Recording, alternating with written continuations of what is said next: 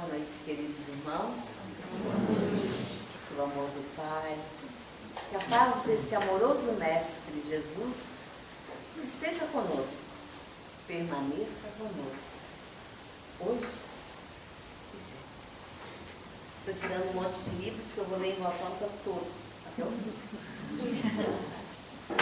Espero que vocês não tenham compromisso logo cedo. O tema proposto para a noite de hoje é uma fala de Chico Xavier. Portanto, o título da nossa conversa fraterna dessa noite é Karmas da Imprudência. Karma, a palavra karma, ela não é muito usual, ela não é própria da doutrina espírita. O espírita fala mais em causa e efeito, ou usando como exemplo, como metáfora, a terceira lei de Newton, nós falamos em causa e efeito ou falamos em ação e reação. Vamos lembrar que André Luiz, o espírito André Luiz ditou para Chico Xavier o livro, não trouxemos, Ação e Reação. Então, como surgiu esse tema, o karma da imprudência? Temos amigos que conviveram, dois amigos particularmente, até um senhor bastante avançado na idade, que conviveram com Chico Xavier. E ele me contou, tanto ele como o filho, já me contaram algumas vezes que era comum, às vezes, o Chico muito amorosamente dizer às pessoas que vinham até ele, trazendo seus problemas do corpo físico, ou da mente, ou da psique, e o Chico amorosamente dizia assim: ô meu irmão, ô minha irmã, isso foi uma imprudência que você cometeu e que gerou esse karma. E aí foi ficando conhecido entre aqueles mais próximos do Chico os karmas por imprudência. Aí alguém pode pensar, mas todos os nossos karmas não são por imprudência? Alguns nós ainda não tínhamos conhecimento quando nos equivocamos a ponto de gerar um karma. Mas quando é algo que nós já conhecemos e continuamos insistindo, aí sim, nós estamos gerando para nós karmas por imprudência. Usamos então o livro do Chico Xavier, e o livro Ação e Reação, e usamos um outro livro que ele é pouco conhecido na doutrina espírita. Esse aqui está com as páginas toda saída, inclusive, que é o livro Sublime Expiação, psicografia ditado pelo espírito Vitor Hugo, Adivaldo Pereira Franco. Esse livro, Sublime Expiação, ele traz várias histórias relacionadas com lepra. Será que ainda existe lepra no Brasil? Será que ainda existe, Vamos lembrar que Jesus curava os leprosos, que a época em que Jesus esteve no planeta Terra, a lepra era uma doença bastante comum, E atualmente, existe lepra na Terra? Ou é uma doença que já foi erradicada? Quem arrisca? Não tem certo nem errado. Quem arrisca a dar... Ai, não disseram a minha água. Quem arrisca a dar uma ideia? Pois não? Eu conheci uma pessoa que tinha, mas ele não sei se tomava um remédio, porque ele me disse que ele era ranceniano. Isso. Quando eu era jovem, ele era de família. Isso. A ranceníase é o nome que nós hoje damos para a lepra, não fala mais, fulano é um leproso, Nós dizemos que é um portador de ranceníase. Infelizmente, por conta dos nossos karmas, a lepra, um mal, uma doença que já tinha sido erradicada da terra, há mais ou menos uns 15 anos a lepra voltou. A diferença, meus amigos, é que hoje, a partir do momento em que ela é diagnosticada e o paciente passa a receber a sulfona, ele continua portador, mas ele deixa de ser transmissor. Eu comprava verduras de um senhor que passava na minha rua com uma charrete, um carreteiro que passava vendendo verduras. E um dia me chamou a atenção. Antes de fazer psicologia, eu fiz enfermagem. Então a gente não esquece, mesmo não praticando a enfermagem, a gente não esquece. E um dia me chamou a atenção que eu queria um repolho. E eu apontei lá no meio da carroça dele e falei, eu preferia aquele lá. E quando ele estica o braço, ele bate no ferro da carroça onde ele amarrava o arreio do cavalo enquanto estava vendendo. E ele bate com tanta força o braço que doeu em mim. Eu falei, nossa, o senhor se machucou por minha causa. Ele, não, eu não sinto nada. Bem nessa região onde bateu o meu braço, eu não sinto nada. Eu disse, como assim não sinto nada? E aí ele me mostrou e eu vi a diferenciação de cor na mesma hora. Eu falei, eu gostaria que o senhor fosse imediatamente para casa, largar os produtos do seu cavalo, que o senhor vai arrumar ao médico. Mas a senhora acha que é alguma coisa séria? Porque eu não sinto nada. Eu disse assim, eu gostaria que o senhor fosse, e depois o senhor viesse me dizer o que era. Então, talvez por conta das nossas inferioridades morais, a lepra já tinha sido erradicada do planeta Terra há alguns anos, já está de volta. Não se divulga, até porque hoje a questão do contágio, logo que ela é detectada e o paciente passa a receber a sulfona, não existe mais a possibilidade de contágio, muito diferente da época de Jesus, né? Que não importava o grau de parentesco, o status social era separado da família, que é o que conta esse livro Sublime Expiação. A história de Lucien, de uma família muito rica de São Paulo, e que ele vai para o Vale dos Leprosos, que no caso, no Brasil, era um leprosário de São Paulo.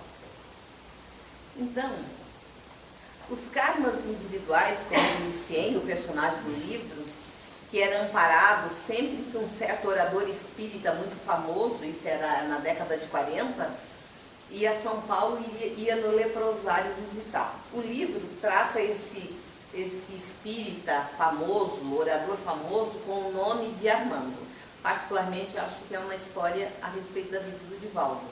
Que o Divaldo é o Armando que ia visitar o leprosário em São Paulo todas as vezes que estava em São Paulo fazendo palestras. Mas a questão é que no passado nós tínhamos a lepra no corpo. Na atualidade, muitos de nós ainda carregamos os lepromas. Só que hoje os nossos lepromas são morais. E também são danosos, ou muito mais danosos do que a lepra no corpo. Então o convite dessa noite, já no início dessa nossa conversa, o convite dessa noite é: haja o que houver, nós estamos sendo convidados, haja o que houver na nossa vida, na nossa história, nas questões do nosso cotidiano, nós estamos sendo convidados a perseverarmos no bem, a insistirmos na invariável misericórdia do Pai, que tudo prevê e tudo provê. Claro que de acordo com as nossas necessidades.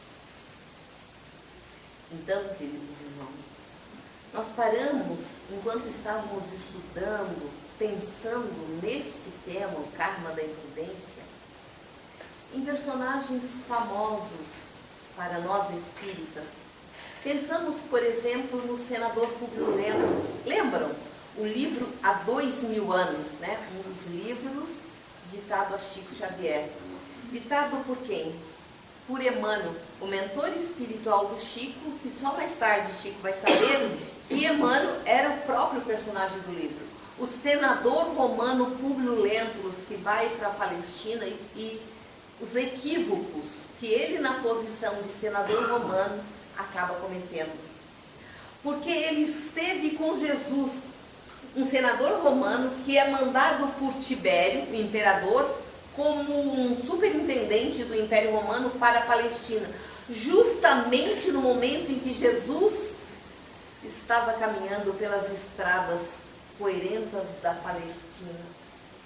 Olha a honra, a subida honra que Públio Lentulus tem de ser mandado para a Palestina naquele momento.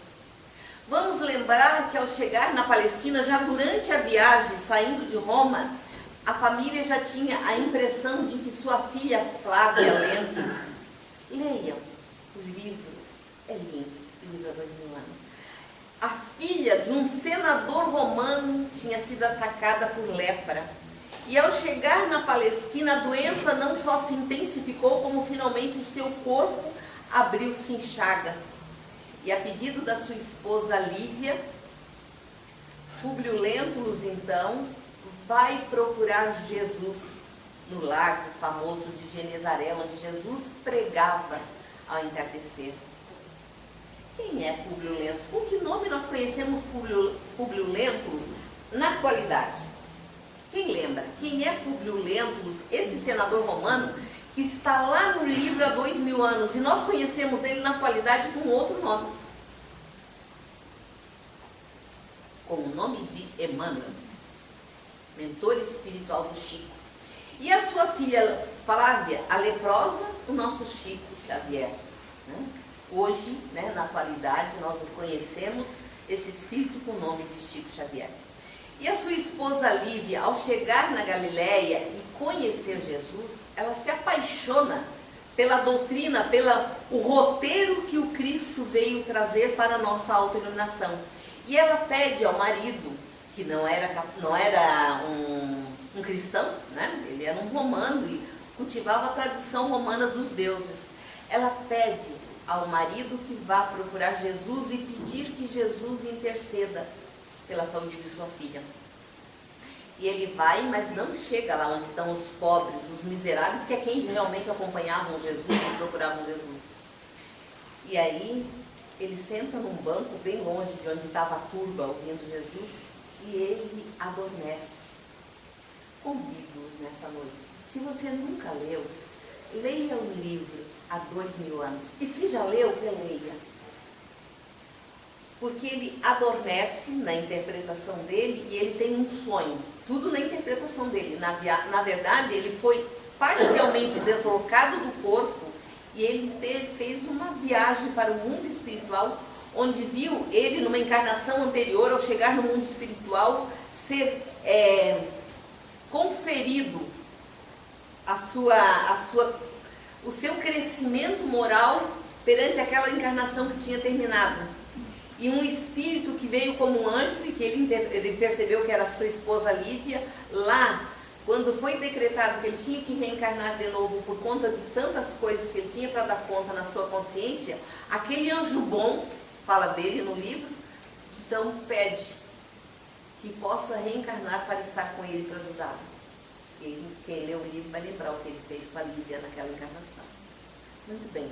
Enquanto passa esse filminho, que ele tem a impressão que dormiu, anoitece e ele abre os olhos e ele vê diante dele nada mais, nada menos que Jesus, que tinha terminado a pregação, o povo tinha ido embora e Jesus estava parado diante dele. E aí Jesus diz uma palavra. Olha como Jesus sabe quem somos, cada um de nós. Eles ainda não tinham sido apresentados, mas Jesus se dirige a ele e diz: senador, Jesus sabe de cada um de nós, no ontem. Jesus sabe de nós no hoje, Jesus sabe de cada um de nós para o amanhã. Então Jesus sabe quem estava ali naquele momento. Senador, teria sido melhor se tivesses me procurado publicamente e na hora mais clara do dia, para que pudesses adquirir de uma só vez e para toda a vida a lição sublime da fé e da humildade. Não lembra alguém? Não parece? Nossa. Porque como Públio Lentulus ainda não foi suficiente. Ouvindo essa puxada de orelha, essa puxada para a realidade de Jesus, ainda não foi suficiente. Vamos lembrar que no livro, na sequência das obras, ele vem de novo como escravo na história. E aí na próxima obra ele vem de novo, e aí eu não vou contar para ficar aquele gostinho de quero mais. Né?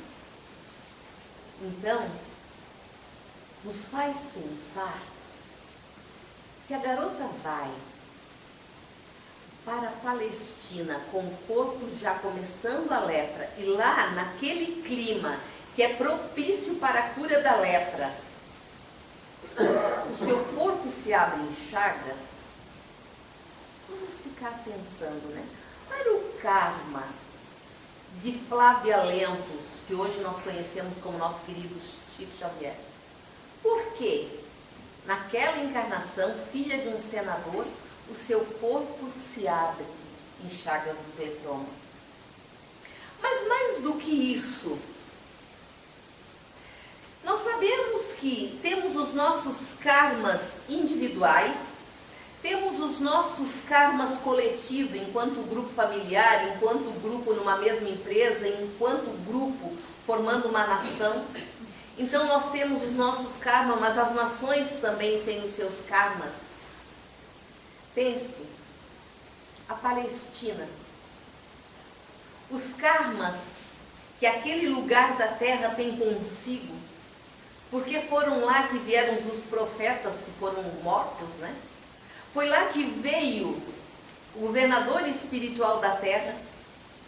Vamos lembrar da sua saída na terra, ele disse, né? Ó Jerusalém, Jerusalém, tu que matas os profetas que te foram enviados.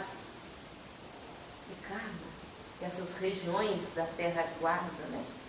Mas voltando para o nosso Brasil, já paramos para pensar nos karmas coletivos do Brasil? Essa nação, esse país que é conhecido como o coração do mundo e a pátria do Evangelho. O Brasil tem 2 grandes karmas. Enquanto nação, o Brasil tem 2 grandes karmas para dar conta. A Guerra do Paraguai e a escravidão. É muito interessante. Quando criança, na minha escola, se falava muito sobre o termo sermos conhecidos, nós os catarinas, como os barriga verdes, né? Alguém já ouviu essa expressão? Os barrigas verdes. E na escola se ouvia falar tanto nisso, mas ninguém explicava. Mais tarde, foi na faculdade que eu descobri que esse, na verdade, é um apelido que ele é pejorativo. Ele não é um apelido para nós nos orgulharmos. Porque os barrigas verdes foi a guerra que o Brasil empreendeu contra o Paraguai. A farda dos brasileiros que mataram e saíram vitoriosos pela grande quantidade de paraguaios que mataram, a farda dos brasileiros ela era caque e no lugar de um cinto de couro havia uma faixa de tecido verde aqui na região, pegava toda a região abdominal. E durante a guerra, durante os momentos de guerra, inclusive corpo a corpo, ficaram conhecidos como os barrigas verdes. E durante a minha infância, principalmente quando estávamos lá no antigo ginásio, né, era falado esse termo, os barrigas verdes, e eu tinha um orgulho disso, até ter ido estudar a fundo. E aí eu estudei e descobri que hoje existe o Mercosul. E o Mercosul só passou a existir quando os países que ficaram envolvidos na Guerra do Paraguai, eles resolveram arrumar uma forma de dar conta deste karma, ainda que eles não usem, né? Os políticos, as pessoas que fazem as leis, eles não usam esse tema karma, né? Então o Mercosul, unindo os países que estiveram envolvidos na Guerra do Paraguai, é uma forma de auxiliar para diminuir este karma coletivo que o Brasil tem. Por exemplo, a usina de hidrelétrica de Itaipu, quem já foi vai ver a grandiosidade da obra. Já estive lá 2 vezes, dentro de Itaipu, se me convidar uma terceira eu vou, porque ver aquele volume de água, ver a monstruosidade daquela obra fantástica, feita pelo homem, é algo, dá uma emoção e arrepia. Mas Itaipu, ele foi construído praticamente pelo Brasil e com o dinheiro do Brasil. Mas a energia é dividida em partes iguais entre o Brasil e o Paraguai. Se nós não fôssemos espíritas e não estivéssemos falando disso numa palestra espírita, ao sair daqui nós pensaríamos, mas como nós brasileiros somos burros, né? Estamos dando energia. A hidrelétrica foi construída pelo Brasil, é mantida pelo Brasil e nós praticamente dividimos. É mais do que praticamente, quer ver? A energia é dividida em partes iguais por Brasil e Paraguai. Mas o Brasil consome a sua metade. E o Paraguai, por ser ainda, e não é pejorativo, é a realidade, ainda menos desenvolvido que o Brasil, o Paraguai só gasta metade da sua metade. Aí sabe o que ele faz? Ele vende a outra metade para o Brasil compra e paga. Se não fosse espírito, Jesus, meu Deus, mas quanto burrice, não. O karma grande que nós, povo da nação brasileira, temos para com os nossos irmãos paraguaios. Porque o Brasil foi até lá e se envolveu numa guerra e gerou um karma que não precisava. Então o Brasil é conhecido no mundo espiritual como a Nova Galileia. Sabe por quê? Porque nós estamos dando conta, sim, destes karmas, o karma da escravidão negra, o karma da Guerra do Paraguai. Então o Brasil é conhecido no mundo espiritual como a Nova Galileia. Vamos lembrar que a Galileia, ao tempo de Jesus, ela era menosprezada por Jerusalém, a capital. A capital era a sede onde tinha o grande templo, tinha os doutores da lei, tinha todos aqueles que tinham pedigree, né? Vamos dizer assim, todos aqueles que tinham, né, os seus cargos, a sua influência política ou religiosa. Religião e política em Jerusalém andava muito de braços dados, né? Então tá, lá eles riam da Galileia. Jesus escolheu surgir na terra, na região da Palestina, onde era mais pobre, humilde e pouco valorizada. E aí já começa a lição do mestre. O lugar, o locus da terra onde ele resolve chegar. Então, a Galileia fornecia para o templo, para todos os rituais do templo, os peixes, as frutas e as flores para enfeitar o templo. Quem já foi ao templo de Jerusalém é algo que não importa a religião. Nos emociona tremendamente. Nos emociona tremendamente. É uma experiência, porque já foi dito várias vezes, já foi dito por Chico, já foi dito por Divaldo, que nós espíritas, a doutrina espírita só faz sentido para nós, porque nós já passamos pelas outras religiões em encarnações passadas. Nós, os espíritas, somos egressos do judaísmo. Já passamos pelo judaísmo, já passamos pelo paganismo, primeiramente, já passamos pelo judaísmo e por aí afora. Por isso, a chamada terceira revelação faz tanto sentido para nós.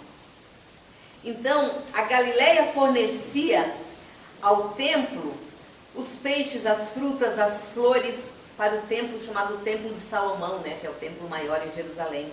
As cidades não têm templo. Só o templo, o único templo do povo hebreu é em Jerusalém. As outras cidades têm sinagoga. Então é mais ou menos como o Brasil, quer ver? Porque a Galileia fornecia tudo e os de Jerusalém diziam assim: o que tem de bom na Galileia? Pode vir alguma coisa que preste da Galileia além do peixe? Pois é, os paraguaios dizem as mesmas coisas que nós. Então assim, né? Pois é, o que pode vir de bom do Brasil? O Brasil continua aí fornecendo energia elétrica, porque nós temos um karma para dar. Há alguns anos, e eu pedi licença, eu liguei para essa hoje ex-paciente e perguntei se ela me autorizava, sem citar o nome dela, a contar nessa noite essa história que eu vou contar. Ela falou: nossa, Nathalie, que maravilha, eu não lembrava mais disso, que faz muitos anos. Eu estava no consultório à noite esperando uma paciente e ela costumava ser pontual. E naquela noite ela estava muito atrasada. E quando ela chegou, ela tremia por inteiro.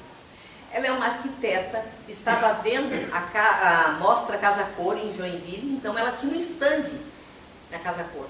E aí ela pega, à noite, ela sai do stand e vai até o estacionamento, pegar o carro para ir para terapia. E eu no consultório esperando por ela.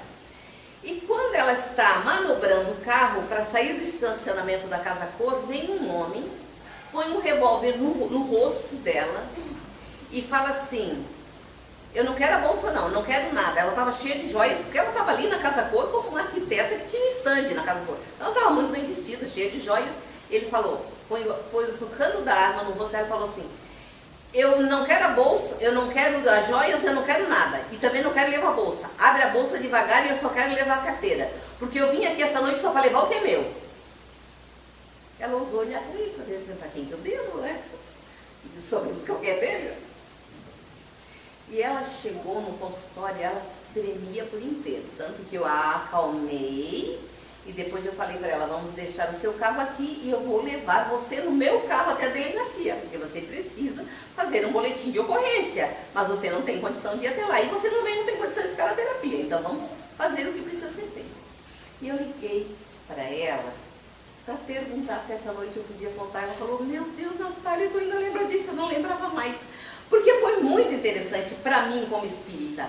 ela nunca viu aquele homem. O homem chega com vários carros saindo, o carro dela estava mais na sombra, no escurinho, isso era noite, e ele chega, põe um revólver no rosto dela e avisa para ela que ele só tinha ido buscar o que era dele. E aí eu dei uma explicação espírita para ela. Né? Ela assim, devia ser louco. Eu disse, não, estava bem certo, ele era só alguém que estava te cobrando o que tu deve para ele.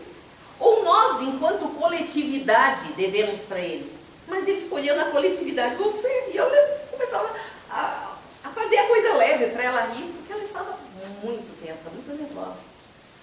E eu, passaram anos, eu sempre lembro disso. Aquele homem diz ao assaltar, eu só estou levando o que é meu. Tanto que ele não quis o carro. Ela tentou sair do carro, e ele não deixou. Ele disse que só queria carteira, não queria nem a bolsa. Ele só ia levar o que era dele. Interessante, né? Olha o título da nossa fala dessa noite. Os karmas da imprudência. Muitas vezes nos acontece algo difícil, doloroso, e nós não paramos para pensar, passado aquele primeiro momento, né? Qual é o karma que eu gerei em algum momento e eu acabei de ressarcir? Eu acabei de dar conta de ressarcir esse karma. Em geral, nós ficamos chateados, praguejando, sei lá o quê, e não paramos para pensar em que momento eu gerei. Ou essa situação, uma situação semelhante a essa, ou um tipo de energia, às vezes não foi uma situação igual àquela, mas esse tipo de energia que me levou a ser escolhida para este momento. Nos faz pensar no capítulo 20 do Evangelho segundo o Espiritismo, que tem como título Os Trabalhadores da Última Hora, quando o Espírito Erasto vai dizer: ide e pregai a verdade. Nunca foi tão necessário como nos dias atuais na Terra. Esta fala do Espírito Erasto. Ainda bem que a nossa televisão em casa não é um corpo, porque senão sangraria muitas vezes enquanto nós estamos ouvindo os telejornais, alguns tipos de programa. Então é muito atual essa fala de Erasto quando ele nos diz: ide. Mas ele não está dizendo para a gente ir fazer pregação de palavras. Ele está nos convidando para nos destacarmos na vida pelo nosso exemplo. Ide e pregai a verdade, ide e pregai a palavra divina a toda a gente, mas é através do nosso exemplo. Mas aí fica uma pergunta: mas será que nós queremos mesmo sair para pregar? Porque não é fazer pregação de palavras, é no exemplo, é no nosso trabalho, a forma como nós damos conta do nosso trabalho, da nossa tarefa.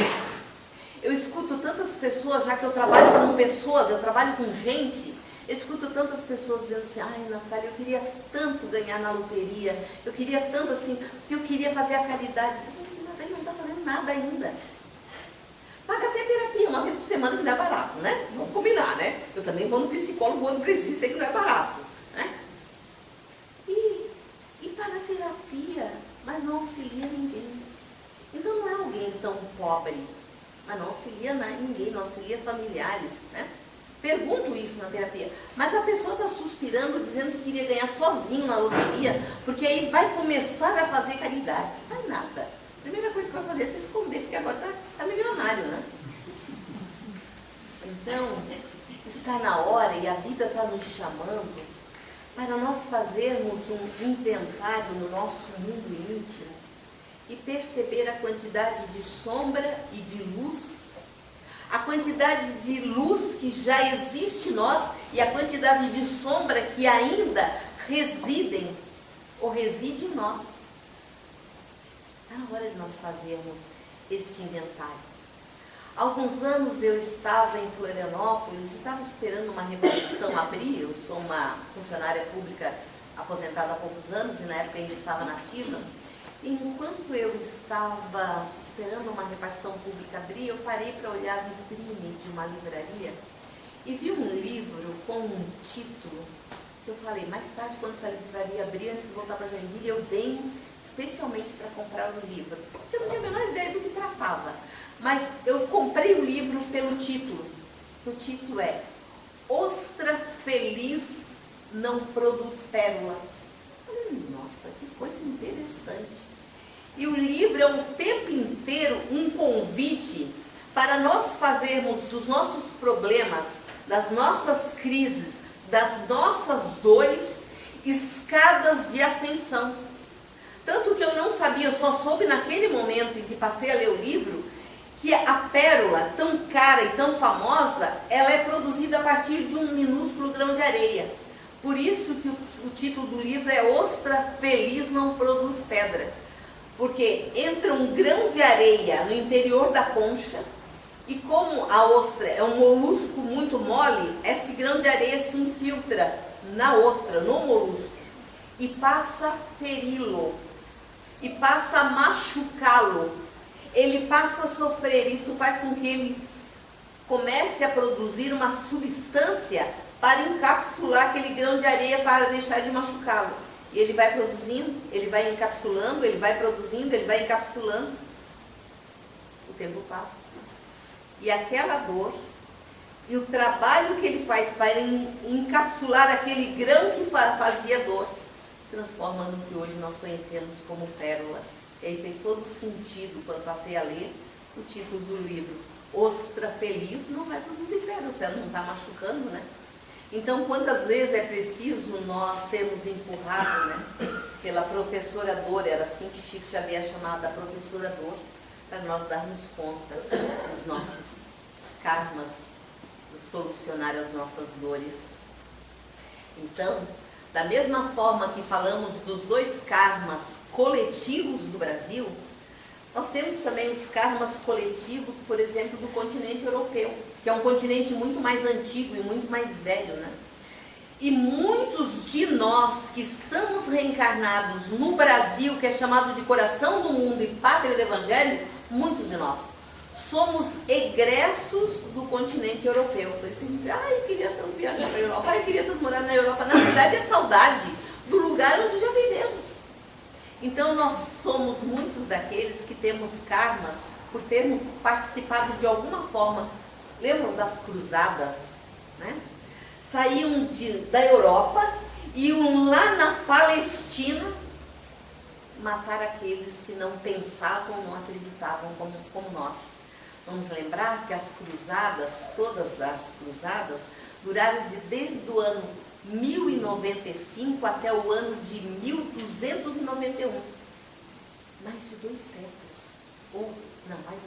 Quase 2 séculos.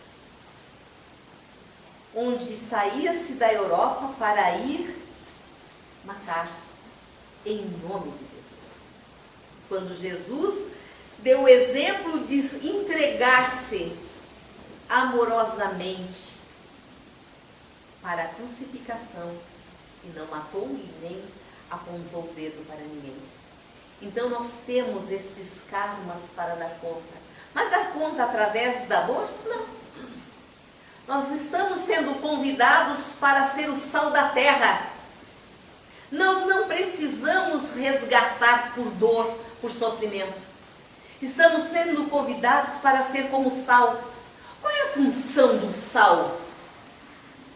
É preservar da putrefação e realçar sabor. Vamos preparar um alimento na nossa casa e servir sem sal. A família vai gostar? Não é verdade? Porque o sal realça o sabor. Então vamos realçar o sabor de vida no outro, no nosso próximo, naquele que é trazido até nós. Somos convidados para ser o sal da terra e a luz do mundo. Vamos lembrar quando chegaram no Brasil os jesuítas. Quem já não leu ou não estudou, né, ao tempo do colégio, sobre José de Anchieta e Manuel da Nóbrega. Então eles vieram em vários jesuítas, mas são os dois que ficaram mais famosos. Muito bem, José de Anchieta, quando desencarnou, vamos lembrar que eles fundaram São Paulo, eles fundaram o colégio de Piratininga, né? Mas quando chegou no mundo espiritual e José de Anchieta fez um balanço da encarnação e tudo que ele tinha combinado no mundo espiritual, que ele faria no Brasil recém-descoberto, e como ele deturpou de alguma forma aquilo que ele tinha combinado com seus guias espirituais, com aqueles que chancelaram a sua encarnação, o sofrimento dele foi tão grande. Pena que eu não estou lembrando qual é o livro espírita que fala disso. Em algum outro momento eu vou lembrar e conto para vocês no outro dia que vier aqui. Que ele, no mundo espiritual, ele entra num processo de sofrimento tal que ele só tinha um pedido a fazer aqueles que do mundo espiritual tentavam ajudá-lo. Ele queria reencarnar novamente, o mais rápido possível, agora nas terras brasileiras. Então, José de Anchieta renasce no Brasil e ficou conhecido muito, muito no Brasil. Tanto que, na atualidade, existem vários centros espíritas em todo o Brasil com o nome dele, com esse novo nome. Ele, quando volta, José de Anchieta reencarnado. Alguém teria ideia? Enquanto isso, eu vou tomar água. Alguém teria ideia de qual foi o novo nome na nova encarnação de José de Anchieta? Tem vários centros espíritas no Brasil com o nome dele. Alguém já foi ou já ouviu falar de algum centro espírita chamado Centro Espírita Fabiano de Cristo? Tem no Brasil inteiro, tá? Fabiano de Cristo. É José de Anchieta, reencarnado porque chegou no mundo espiritual. O sofrimento da dor e do arrependimento foi tanto que ele pediu para voltar novamente. E como Fabiano de Cristo, aí é fantástico essa sua nova encarnação. Então, nós temos o karma da escravidão, e talvez hoje nas favelas estão muitos daqueles, que de alguma forma ou foram escravizados ou eram os escravizadores. Então, existem os assaltos, muitas vezes praticados por aqueles de quem tirou-se tudo, inclusive a liberdade de ir e vir. Tenho na minha casa um livro que de vez em quando eu retomo esse livro para ler, que é um livro que fala sobre o sentido da vida. O título do livro é esse, é O Sentido da Vida, de Viktor Frankl. E tem uma pergunta que ele faz o tempo inteiro no livro. Qual o sentido da vida para cada um de nós? Ele faz o tempo inteiro, ao longo do livro, a pergunta: qual o sentido da vida para cada um de nós? Já paramos para pensar, cada um de nós, em algum momento da atual encarnação, mas qual o sentido que eu estou dando para a encarnação, para essa possibilidade? Para cada um de nós, quando chegarmos no mundo espiritual e quisermos reencarnar, vai ter uma fila, Antigamente era dito, na época de Chico Xavier, que tinha 7. Para cada um que está pleiteando a encarnação, tem mais 7, querendo aquela mesma possibilidade. Divaldo disse que isso aumentou muito. Por quê? Porque nós não estamos mais querendo famílias grandes. Então, a quantidade de espíritos esperando uma oportunidade de voltar, como um José de Anchieta, que no mundo espiritual chorava e se debatia tanto, de arrependimento, que vivia pedindo para voltar e volta como Fabiano de Cristo. Pois é, a volta, o retorno à Terra está ficando cada vez mais difícil porque as famílias estão cada vez mais reduzidas. Então, qual o sentido da atual encarnação da vida de agora para cada um de nós? Que sentido nós estamos dando para a nossa vida, para a nossa encarnação? Nós podemos pegar 2 exemplos, Teríamos vários. Mas vamos pensar Virgulino Ferreira, nosso conhecido Lampião. Que sentido ele deu para a sua encarnação?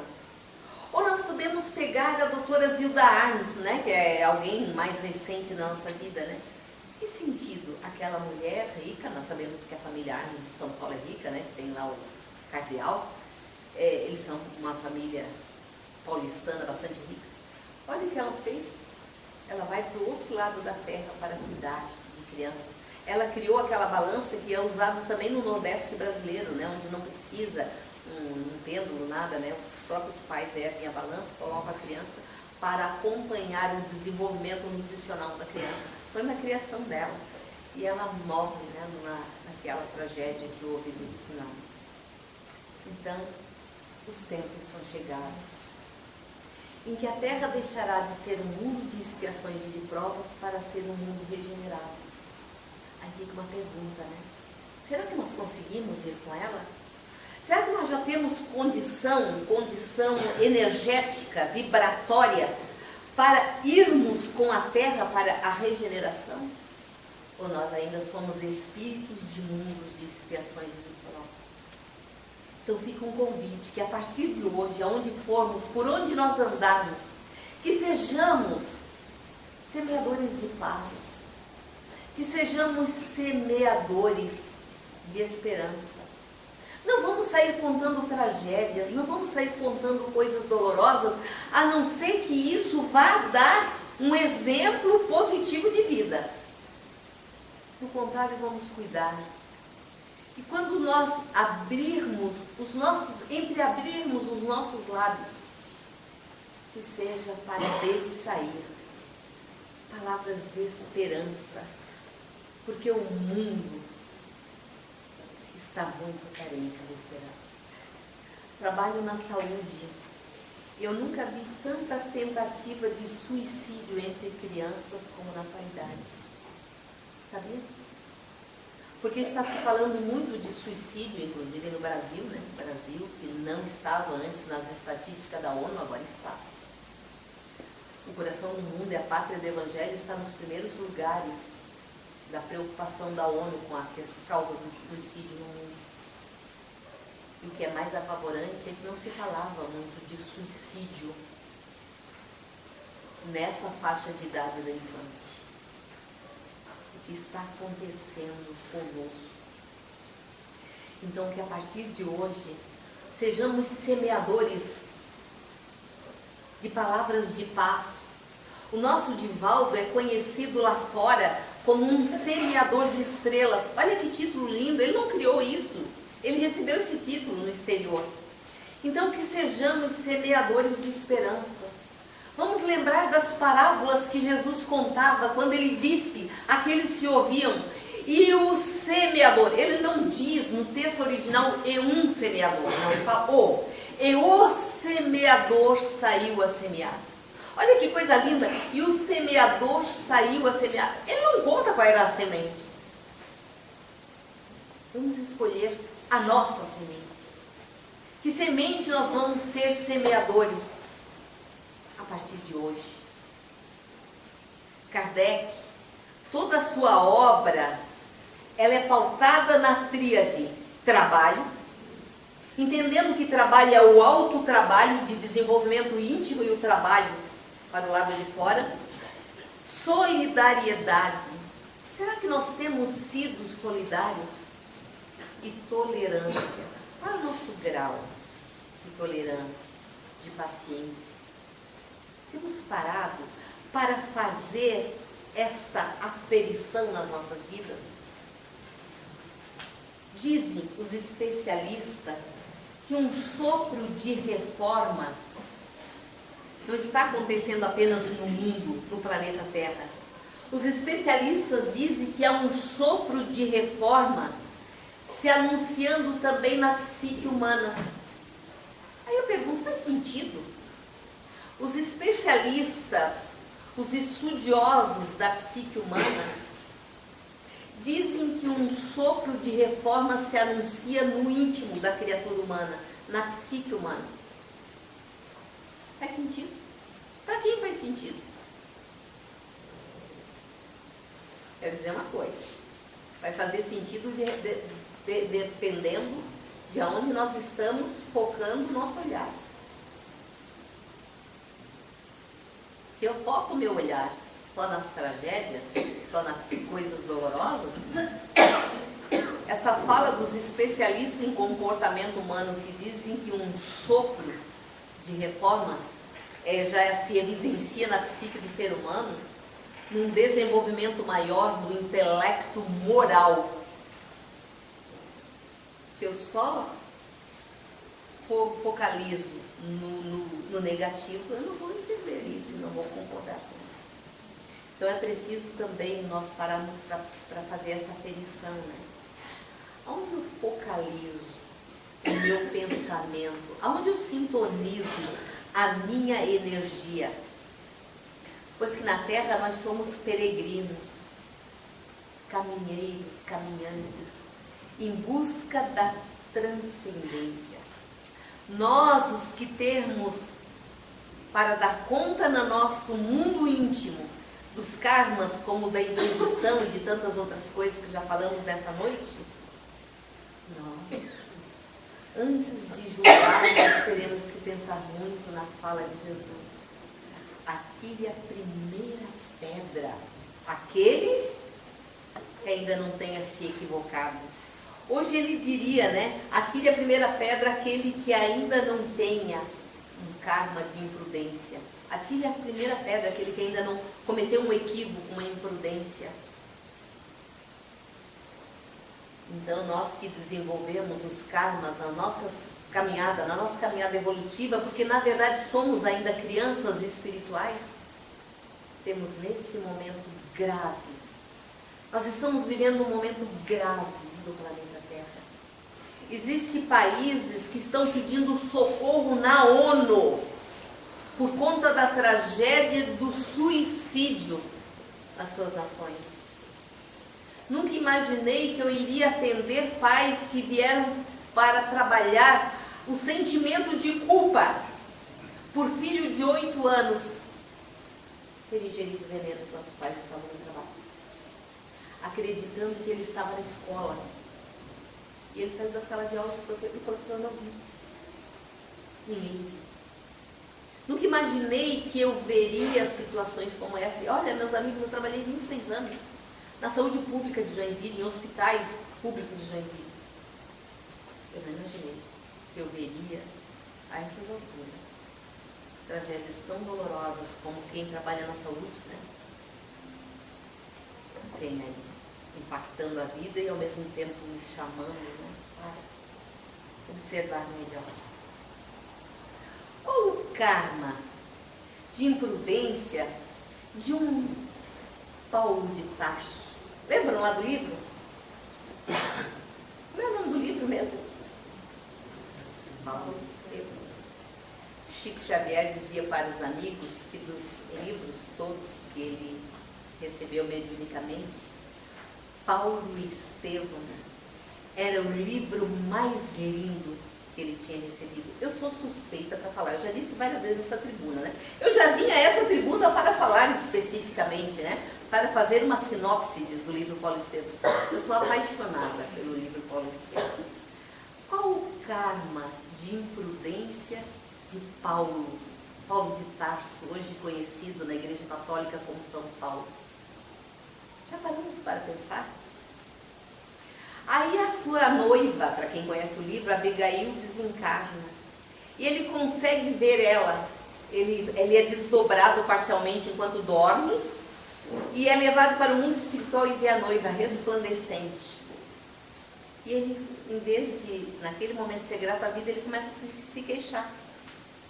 E ela diz 4 palavras como roteiro de vida para ele a partir daquele momento. Ele, porque, olha só, eu até estou tentando mudar, mas as pessoas não me compreendem. Ela, Paulo, ama. Ou seja, não começa a ver o defeito do outro, né? Ama esse outro, né? Mas olha só, é muito difícil empreender a tarefa que Jesus me confiou. Paulo, trabalha. Ah, pois é, mas é porque assim a gente não sabe que tipo de fruto vai dar. Espera. E aí depois ela diz, perdoa.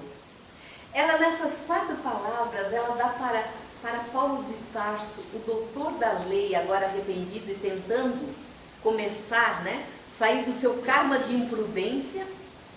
E quem leu o livro Paulo Estevam vai perceber que a vida de Paulo enquanto Saulo, né, que ao longo do livro ele tem 2 nomes, de Saulo a Paulo, né?